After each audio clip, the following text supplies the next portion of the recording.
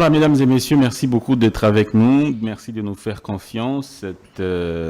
C'est parti à nouveau pour votre émission Entre les lignes. On va parler de la question des nationalités de Banyarwanda, Banyamulenge, qui fait aujourd'hui débat.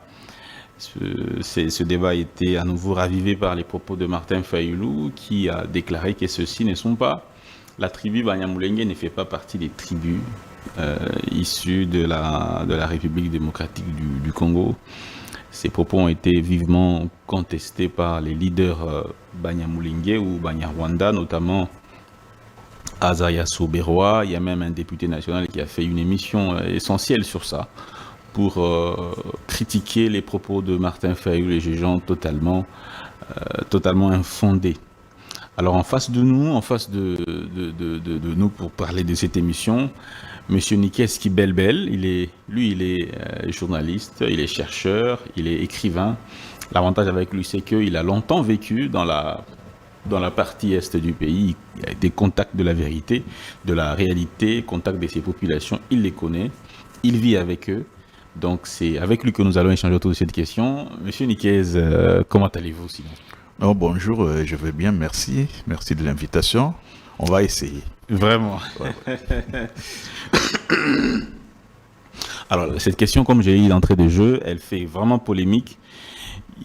En tout cas, on a vu sur les réseaux sociaux cette communauté s'en prendre violemment Martin Fayulu, le traitant d'un homme inculte. Beaucoup de choses ont été racontées sur ce qu'il a dit. Mais à votre entendement, dans votre lecture des faits, qu'est-ce que vous pouvez dire par rapport à la nationalité de ces populations-là et leurs origines? Est-ce qu'ils sont congolais à part entière? Merci Dan. Je saisis la chute de votre question, s'ils sont congolais à part entière. Et là, je reviens sur comment je peux appeler ça, une intervention du chef de l'État sur la RTNC. Un jour, lors d'un briefing, il a dit: les compatriotes congolais, je suis le seul président à le dire à haute voix que les Banyamulenge sont des Congolais à part entière. Ils sont des Congolais. Vous savez, il y a tout un drame, une tragédie qui se joue autour de ces termes de Banyamulenge. Et ça ne date pas d'aujourd'hui. Il y a l'instrumentalisation sur les émotions, et qui mélange émotion et compassion, et on tire de toutes parts. Fayulu, peut-être nous allons y revenir. Les populations Banyamulenge, la première instrumentalisation commence par le Rwanda, le Front patriotique rwandais. Parce qu'en 1996, le Rwanda nous dit que la guerre de l'AFDL, c'est une guerre pour la réclamation de la nationalité des Banyamulenge. Nous sommes en 1996. Donc la naissance de l'AFD, l'Alliance des forces démocratiques pour la libération, est née sur le sang de Banyamulenge, ou sur l'astuce de Banyamulenge. Mais vous voyez, nous sommes en 1996. Les Banyamulenge vivaient déjà dans les hauts et les moyens plateaux, notamment dans les hauts et moyens plateaux, ils y vivaient. Parce que ils étaient déjà là, mais on s'est servi de ces termes pour engager toute une déstabilisation de notre pays. Donc j'ai dit déjà en 1996. Malheureusement, j'ai dit malheureusement, comme dans toute manipulation, le Front patriotique rwandais, donc Kagame, a utilisé certains Banyamulenge que nous connaissons. Vous avez cité Azarias Lubero, on peut citer Bizimakara, on peut citer Nyarugabo. Mais rappelez-vous aussi ce que Laurent Désiré Kabila a dit. Il a dit ceci: Bizimakara était mon ministre des Affaires étrangères. J'ai demandé aux Rwandais de partir chez eux. Curieusement, Bizimakara est parti. Donc cette confusion fait qu'aujourd'hui, on pose très mal le problème des Banyamulenge. Les Banyamulenge vivent sur le sol congolais. Je peux encore citer Pasteur Bizimungu, l'ancien président rwandais, qui disait: écoutez, si vous ne reconnaissez pas les Banyamulenge comme des Congolais, ils reviennent au Rwanda avec avec leurs terres. C'est-à-dire qu'il faut couper cette partie pour les amener au Rwanda. Mais avant même, disons, dans l'entame même, posons-nous la question sur le Rwanda. Le Rwanda est un pays de 26 000 km², avec 13 millions d'habitants. Donc pratiquement 450 habitants au kilomètre carré. Donc l'étroitesse du Rwanda, la géographie du Rwanda fait que le Rwanda souffre de deux problèmes. Le problème foncier et le problème démographique.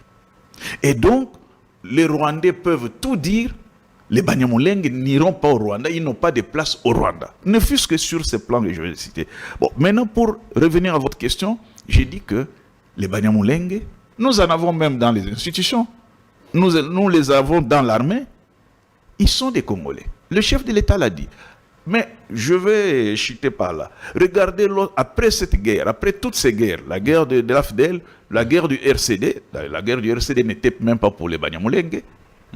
Mais lorsqu'on arrive à Sun City, j'ai encore chez moi le projet de nationalité du MLC, j'ai le projet de nationalité du RCD, et ainsi de suite. On n'a plus parlé de nationalité. Donc on a partagé le pouvoir, les 1+4, Azarias Lubero, qui était vice-président de la République, c'est un Banyamulenge. On n'a plus parlé de nationalité. Donc, à mon avis, c'est un faux débat pour distraire la population. Malheureusement, ces débats impliquent mort d'homme. Ces débats déstabilisent totalement la République démocratique du Congo et même la sous-région des Grands Lacs. Donc, je pourrais donner d'autres exemples en avançant avec vos questions. Parce qu'effectivement, il y a ceux qui mettent du feu, de l'huile sur le feu, il y a ceux qu'on instrumentalise, malheureusement. D'accord. Voilà. Mais Monsieur Niquez, parlons particulièrement des propos de Fayulu qui ont réveillé cette question. Les propos de Fayulu.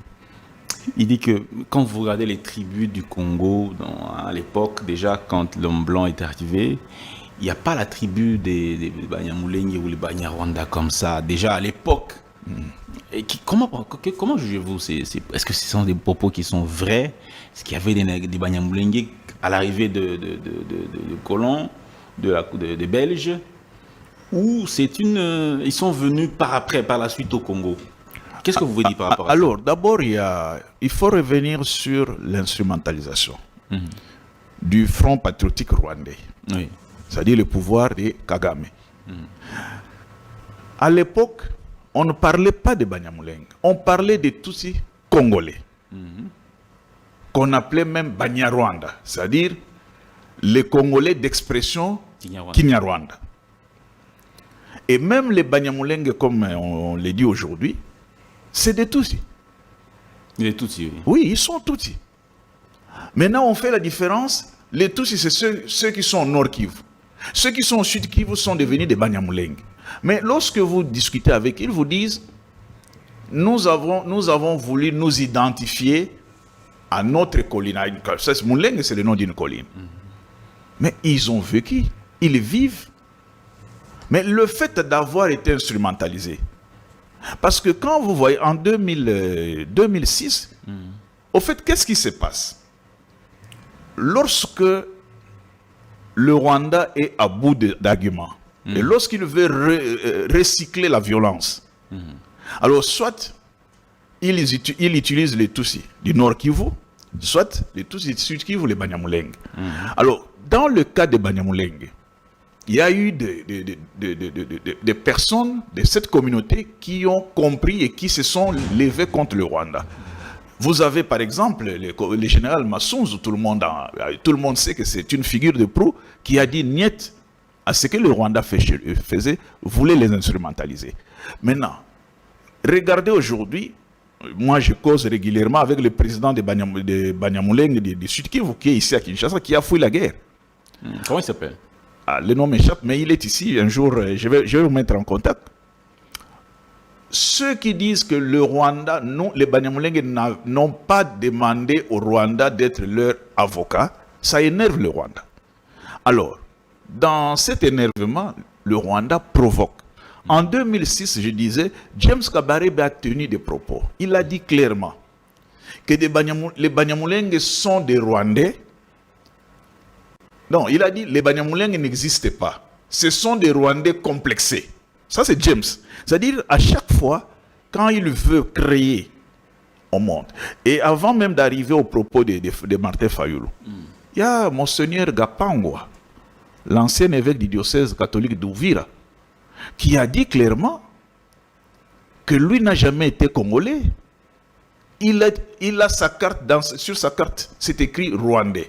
Il est né en 1955, il a géré les diocèses catholiques d'Ouvira comme Rwandais, et à la fin de son mandat, il est retourné au Rwanda. Donc vous voyez, c'est l'instrumentalisation qui crée la polémique.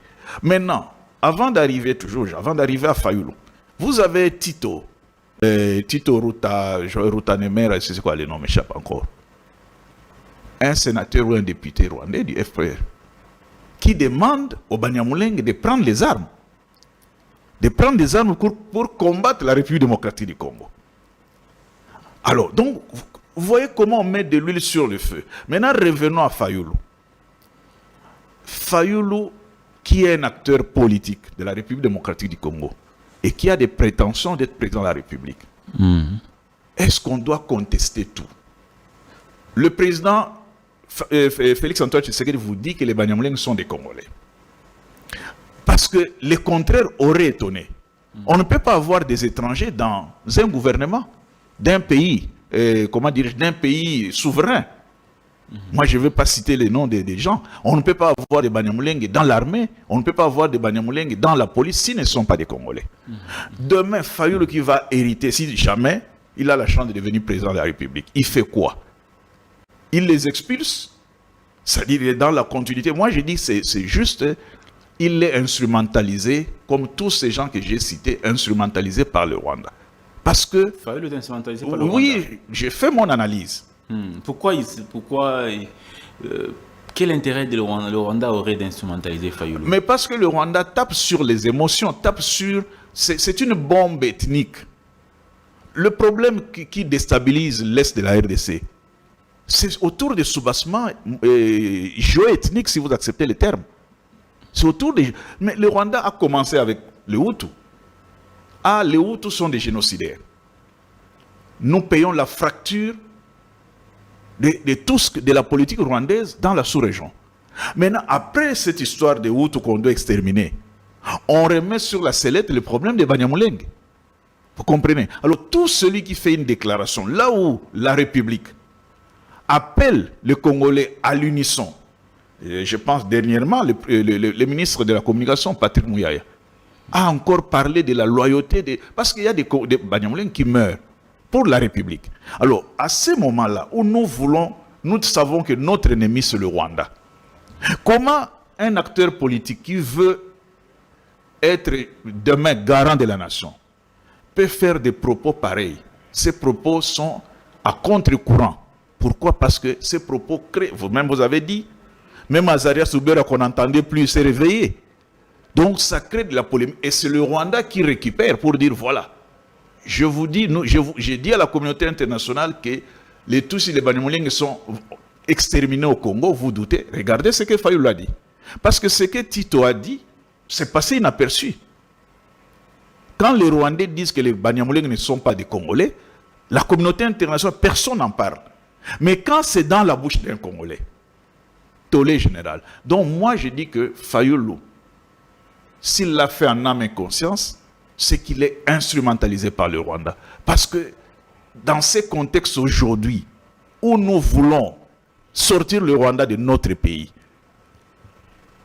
on comprend mal qu'un acteur du gabarit de Fayulu puisse mettre de l'huile au feu. En tout cas, s'il a une autre explication, tant mieux. Mais pour moi, il est totalement instrumentalisé par le Rwanda. Mais par rapport à ce que Roubero disait dans sa réaction, il a dit que les Banyamulenge étaient déjà au Congo avant même 1885, avant même la conférence de Berlin. Je ne vais pas vous pousser aussi à tirer sur cette fibre, mais je veux juste avoir votre avis. Est-ce une vérité qu'ils étaient déjà là avant 1885 ou bien ils sont venus après la colonisation, ainsi de suite? Je ne veux pas m'hasarder dans ces considérations, Azarias Ruberwa est instrumentalisé par le Rwanda. C'est deux marionnettes qui se battent. Que les Banyamulenge soient là avant la conférence de Berlin, qu'ils soient venus après, ça change quoi dans la déstabilisation ou dans l'unité que nous cherchons pour notre pays? C'est au fait ça le problème.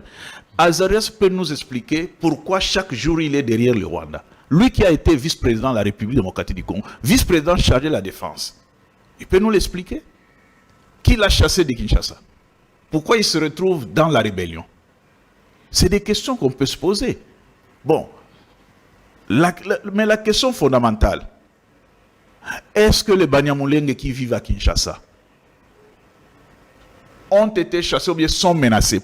Comme quoi, non, vous n'êtes pas des Congolais, partez. Ils vont partir où? Je vous ai parlé du Rwanda qui n'a pas d'espace. Donc, poser ce problème de l'antériorité des Banyamulenge par rapport aux non-Banyamulenge venus, parce que pour eux, c'était pour affirmer leur identité, en prenant comme racine la terre où ils habitent. Et ça a créé des polémiques dans les années, juste en 96 quand la guerre a commencé. Mais aujourd'hui, on n'en parle plus. Donc, qu'ils soient venus avant la conférence de Berlin, Azarias comme vous, comme moi, nous n'étions pas là, qu'ils soient venus hier, mais que dit la loi sur la nationalité en République démocratique du Congo? C'est ça. Si vous êtes un homme de droit, mais interrogez la loi. Il y a aussi des documents qui annoncent qu'en 1982, Mobutu aurait résilié la nationalité de beaucoup de Banyamulenge. Il a retiré la nationalité zaïroise. Est-ce que cela est vrai? Alors là, je n'entre pas aussi dans cette guerre. Nous savons tous qu'en fait, les problèmes qui se posent aujourd'hui, on peut les dire comme ça, pas avec légèreté.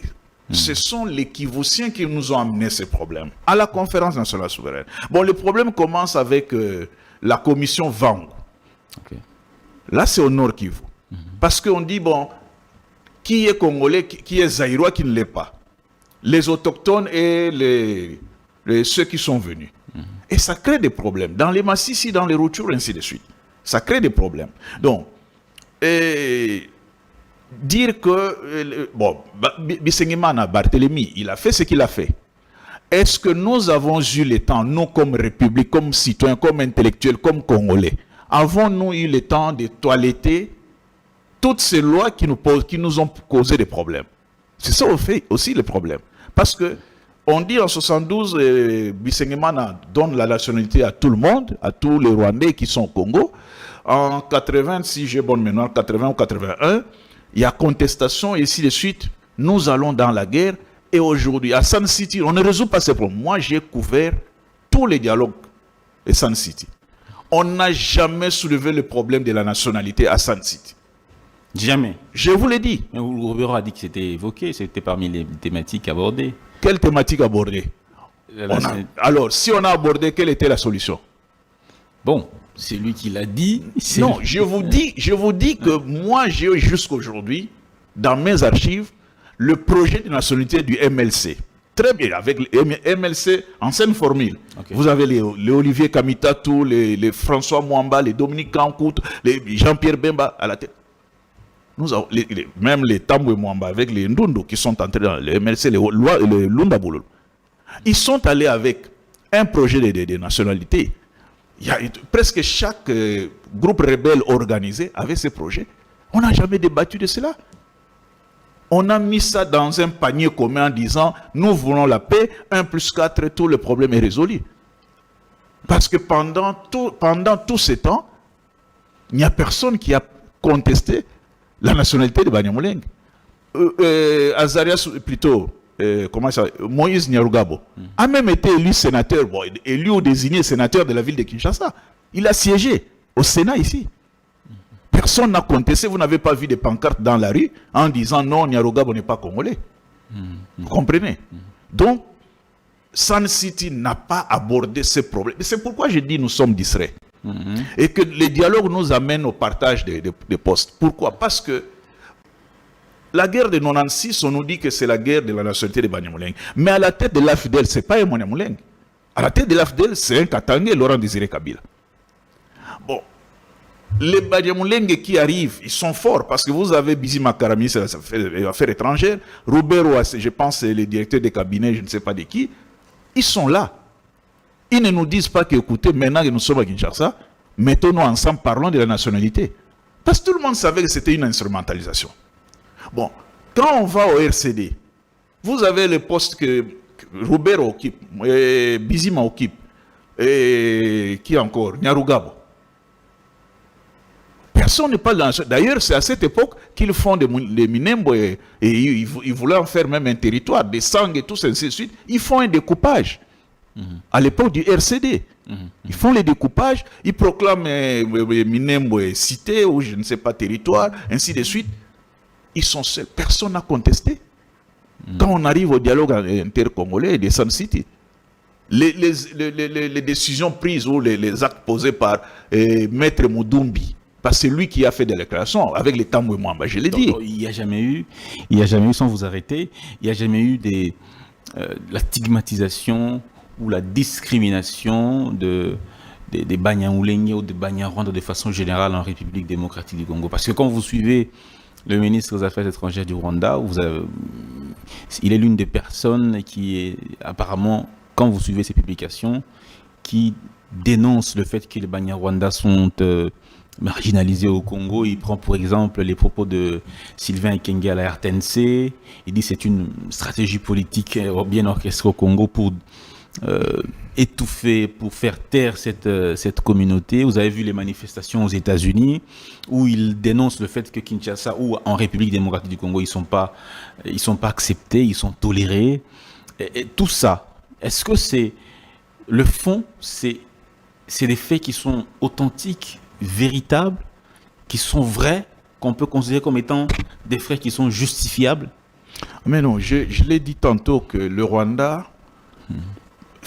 nous fait danser la rumba sur deux pieds. Mais quand ces gens-là sont aux États-Unis, ces Banyamulenge sont aux États-Unis, en train de manifester. Je vais y arriver. Oui. Le Rwanda nous fait danser la rumba sur les deux pieds. Le pied gauche, c'est le problème des Hutus à exterminer. Le pied droit ou la jambe droite, c'est le problème des Banyamulenge ou des Banyarwanda. Alors, le propos du général Ekenge, le général a parlé, le général ne représente pas la République. La preuve, il a été suspendu jusqu'aujourd'hui. Il ne représente pas la République. Il a donné son opinion. Je vous rappelle que le général Ekenge a vécu aussi au Kivu. Peut-être c'est son expérience qu'il a voulu expliquer aux gens. Bon, ici est mal pris, tant mieux. Moi, j'étais à Washington. L'instrumentalisation, je parle de l'instrumentalisation. Ces gens qui vont marcher, qui disent, nous, les Banyamulenge, nous sommes extrêmes. Mais moi, je ne vous pose pas la question.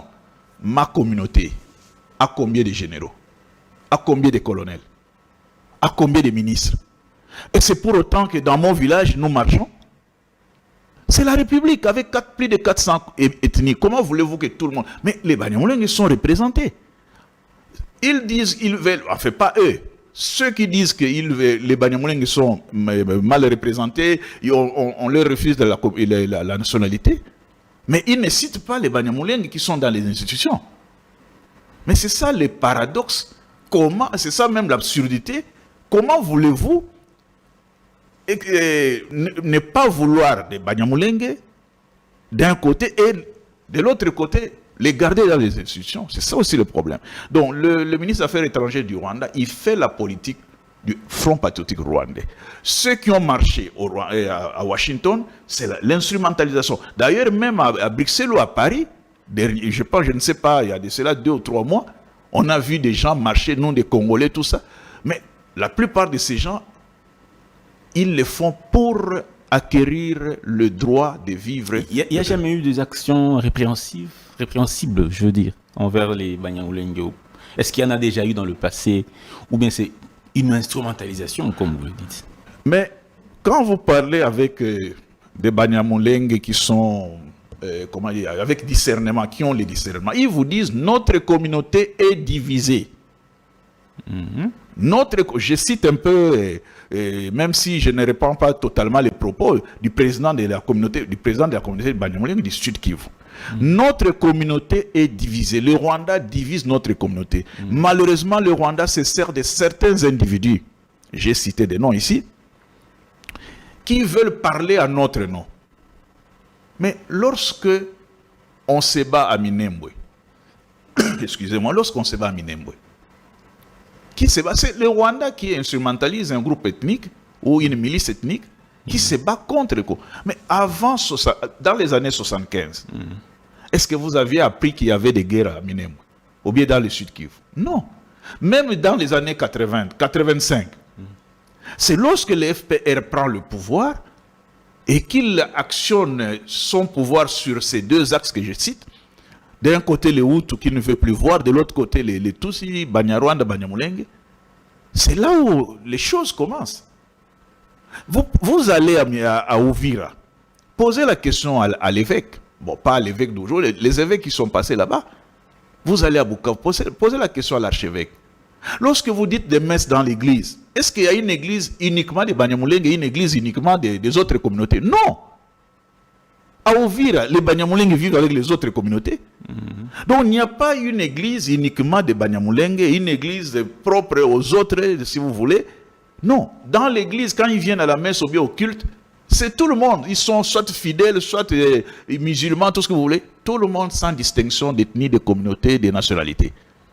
Et c'est lorsque le politique ou les politiciens récupèrent l'affaire, c'est là où pratiquement on utilise les émotions, on utilise les blessures pour raviver la haine. C'est des bombes ethniques, des bombes géoethniques. Mais le conflit entre Emma et Lendu, ça n'entre pas dans cette catégorie de conflit interethnique? Ah oui, mais les conflits interethniques existent, pas seulement chez nous. Mais les conflits Emma-Lendu, ce n'est pas les conflits des Hutus et des Tutsis, non. Okay. Il y a eu ces conflits, moi j'explique dans mon livre Ituri de la guerre identitaire. J'ai dit la guerre identitaire, jusqu'au pillage des mines d'or de Kilomoto. Je l'explique dans un livre que j'ai publié en 2012. Au départ, c'est la guerre identitaire sur base des affaires, des questions foncières. Et puis, oui, foncières. Et je l'ai dit, les causes c'est quoi? C'est que l'Église catholique, qui a des terres sur lesquelles vivent des catéchumènes, et la plupart des catéchumènes sont l'hindou. L'Église, dans une politique de destruction, ou si vous voulez, des jeux ethniques, l'évêque qui est là, il vend ses terres à des Hema, à des Guéguérés, qui sont de son ethnie. Alors, lorsqu'on applique la loi Bakajika, notamment l'article sur l'inattaquabilité après 2 ans, les Hema, donc les Guéguérés, ils vont demander aux Lendou de guerpir parce qu'ils n'ont pas de certificat de terre.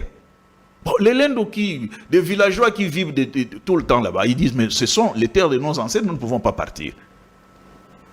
C'est à ce moment-là que la gouverneure instrumentalisée, installée par Kampala, Madame Aldel Lochov, amène les militaires de l'UPDF, de l'armée rwandaise et ougandaise, qui ne connaissent rien de ce qui se passe chez nous, et les militaires ougandais chassent les Lendou. Bon, quand un militaire vient vous chasser, c'est avec destruction des huttes, tout ce que vous voulez, et les Lendou entrent en brousse. Ils reviennent, ils détruisent plus de 350 caféiers de Hema. Et la guerre reprend. Donc vous comprenez que cette guerre qui finalement sera instrumentalisée du côté identitaire, parce qu'il se pose le problème qui est venu avant, qui est venu après, ainsi de suite, va enflammer, et jusqu'aujourd'hui, parce qu'on n'a pas trouvé la solution. Moi je vous dis, le problème est foncier.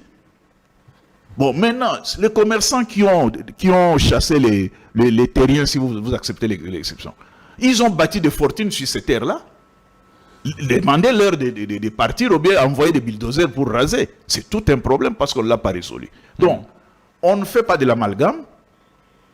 Là où un problème est mal géré, parce que nous sommes des hommes de crise. Et dans la crise, de façon générale, Dieu a créé l'homme sur la terre avec des crises, des incompréhensions. Mais il faut savoir les gérer. Et quand on gère mal, quand on met beaucoup de temps, comme les conflits en Ituri, on va s'attaquer aux effets et on ne s'attaque pas aux causes. Mais je vous donne les causes. Parmi les causes, le problème foncier, des terres qu'on a confisquées. Donc aujourd'hui, on ne peut plus revenir sur ces débats-là ils ne sont pas congolais, ils sont venus d'ailleurs. En tout cas, ce débat-là n'a pas lieu d'être. Pour le Banyamulenge, donc. Pour le Banyamulenge, justement. Mais le débat n'a pas de raison d'être. Parce que je dis ceci. Notre constitution, ou les juristes qui interprètent la loi, ceux qui l'ont interprété en 92, en 72, donc en 72, et ceux qui ont interprété en 80, et ainsi de suite, ont enflammé la République. Quand ils sont allés à Sun City, ils ont fait comme si ce problème n'a jamais existé. Et nous avons continué. Alors aujourd'hui, si on doit discuter sur la nationalité, qu'on mette des lois qui feraient que on ne puisse plus parler de ces problèmes. Parce que je vois mal un politicien, je l'ai dit encore, un politicien comme Martin Fayulu, dans un moment tempore et suspecto, dans un moment de suspect, où tout le monde suspecte tout le monde, où le Rwanda nous accuse d'exterminer, le ministre des Affaires étrangères du Rwanda nous accuse, la République démocratique du Congo, d'exterminer les populations d'expression Kinyarwanda, qu'un politicien puisse venir avec ces dossiers-là de la nationalité de Banyamulenge. Ce qui se passe quand vous voyez, quand Goma est tombé, et c'était les Banyamulenge qui avaient fait tomber Goma, c'est le Rwanda. Bukavu, c'est le Rwanda. En quoi le problème de la nationalité de Banyamulenge est à la base de la guerre? Nous savons que la guerre qui se passe chez nous, la guerre d'agression, repose sur l'expansionnisme du Rwanda et sur les pillages. Il faut aussi savoir qu'il y a la nationalité du point de vue juridique, parce que quand on a une nationalité du point de vue de la loi, oui, on est reconnu comme tel, mais il y a aussi ce qu'on appelle des autochtones, c'est-à-dire des gens qui sont issus d'un espace géographique. Donc ceux-là, du point de vue géographique, sont des originaires, et les autres ne sont peut-être pas des originaires, mais la loi les met tous peut-être sur un même pied d'égalité. On a reçu quelqu'un sur ce plateau une fois qui nous a parlé de l'histoire des transplantés. Certains qui étaient au Rwanda ont été transplantés jusqu'au Congo, et par la suite, ils sont devenus, par la loi, des Congolais. Est-ce que cela est une effectivité qui a eu des transplantés aussi Mais oui, parce que dans les années 40, les Belges qui nous ont laissé cette poudrière, ça il faut le dire, ce sont les Belges qui nous ont laissé cette poudrière. Parce qu'ils ont calqué, ils nous ont imposé leur vie sur les calques. Chez eux, là-bas, il y a les Wallons, les Flamands, ils se battent régulièrement. Bon, ils ne se battent pas comme nous, mais il y a des déchirures là-bas chez eux aussi. Alors, ils ont transplanté pour une main-d'œuvre les Banyarwanda. En 1940. Dans les années 40, il y a même la mission d'immigration des Banyarwanda. Ça existait. Ils sont venus travailler chez nous. Il y a ceux qui sont allés aussi au Katanga. Je me souviens pas, mais j'ai lu dans les histoires sous Mwando Simba le père, quand il était commissaire de région. Il a procédé aussi à des transplantations. Donc, c'est des réalités qui existent. Mais nous, on nous a appris à compter sur les faits. Est-ce que vous avez vu un Congolais qui n'est pas Munyamulenge dire que les Banyamulenge leur ont confisqué Minembwe? En tout cas, je n'ai pas encore entendu que ce soit un Vira, dont les gens ou comment dire, Bembe, ou je ne sais pas qui, Mufiliro, dire que non, Minembwe, c'est chez moi, les Banyamulenge m'ont chassé de Minembwe. En tout cas, je n'ai pas entendu. Ce qui se passe, c'est qu'il y a, je reviens sur le mot instrumentalisation. C'est l'instrumentalisation, parce que j'ai dit, avant 90, ces communautés vivaient, cohabitaient. Et comme j'ai dit, poser la question à l'évêque d'Ouvira, parce que je suis sûr que Ouvira couvre jusqu'à Minembwe. Est-ce que quand il va dire la messe, quand il va donner des sacrements là-bas, il fait la distinction entre les Banyamulenge et les autres? Puisque il y a des nombres, les tribus au Congo, les ethnies à 450. Oui. Est-ce que dans les 450, il y a aussi les... Bon, d'abord, moi j'ai dit plus de 450. Okay. Quand vous allez dans mon village, quand vous prenez, je prends un exemple, quand vous prenez la tribu Yansi, vous avez des sous-tribus là-bas dedans. Mais comme au Bandundu. Oui, comme je dis, je ne suis pas ethnologue, tout ça, anthropologue pour entrer dans ces détails. Il y a un fait les Banyamulenge vivent sur le sol congolais. S'ils sont en position, s'ils sont entrés par effraction, on fait quoi? On corrige, non? On applique la loi. Mais je vous dis que depuis les dialogues de Sun City jusqu'à ce jour, nous-mêmes, nous nous étonnons comment on a instrumentalisé toute une communauté en disant on prend la guerre pour la donner aux Banyamulenge la nationalité, encore que la nationalité ne se donne pas par les armes, et que à la tête de cette rébellion, ce n'est pas un Banyamulenge, mais aujourd'hui, pendant tout ce temps, pendant presque 25 ans, ce débat n'a plus existé. Quand vous prenez les rébellions rwandaises, c'est le titre de mon livre, les rébellions rwandaises au Kivu, vous ne voyez pas un Banyamulenge qui a géré une rébellion. Il n'y a pas de Banyamulenge qui ont géré des rébellions. Un général Banyamulenge dit celui-là, il représente. Non, il n'y en a pas. On peut encore citer de tous du Nord Kivu. Et l'Inkunda aussi. L'Inkunda, Makenga, ils sont du Nord Kivu, ils ne sont pas du Sud Kivu. Vous comprenez? Donc, c'est cet instrument. Et nous devons éviter de tomber dans ces pièges. Parce que l'ennemi nous amène dans des pièges. C'est pourquoi j'ai dit un Congolais, avec toutes ses facultés en place, avec tous les discernements possibles, sagesse et discernement, ne peut pas aujourd'hui, où nous recherchons la cohésion nationale, contre un ennemi qui nous agresse, qui nous met à genoux, venir parler de la nationalité des Banyamulenge. Merci beaucoup, M. Niquez. On va peut-être finir avec une dernière question. Je trouve que votre temps est précieux. Ce débat est un débat qui passionne les Congolais. Certains disent qu'il faut nécessairement. On a même entendu une fois Nyarugabo au Sénat prenant la parole en train d'opiner sur une question d'une loi et qui donnait son avis sur une loi donnée qui était débattue. On a entendu des députés crier sur lui, certains députés qui étaient assis, qui ont crié sur lui. Rentrez chez vous au Rwanda, rentrez. Ça, c'était au Parlement. Les images ont été diffusées à la RTNC. Mais par rapport à ça, M. Niquez Kibelbel, quel conseil donneriez-vous, justement, à toute la nation par rapport à ça, pour que la nation, finalement, puisse mettre un terme définitif à ce débat? Mais je le dis, nous avons les garants de la nation, le président de la République, qui l'a dit haut et fort que les Banyamulenge sont des Congolais à part entière. Il a même ajouté, il y en a parmi eux qui meurent au front, qui combattent pour la nation, et nous devons arrêter avec ces débats. Pourquoi? Si, sociologiquement, nous disons que les Banyamulenge sont des Congolais, parce qu'ils vivent dans les limites de la République démocratique du Congo. Minembwe est au Congo. Peut-être les gens ne le savent pas. Minembwe n'est pas au Rwanda. Minembwe est au Congo. C'est dans les limites de 1960, nous laissés par les pères de l'indépendance. Donc, sociologiquement, tous ceux qui vivent dans ces limites-là, ils sont Congolais. Maintenant, du point de vue juridique, si vous donnez aux hommes des droits de venir nous dire le contraire, en disant Monsieur tel n'est pas congolais, il doit partir, toute cette communauté n'est pas congolais, avec des éléments, et pas seulement à les dire, à l'appliquer.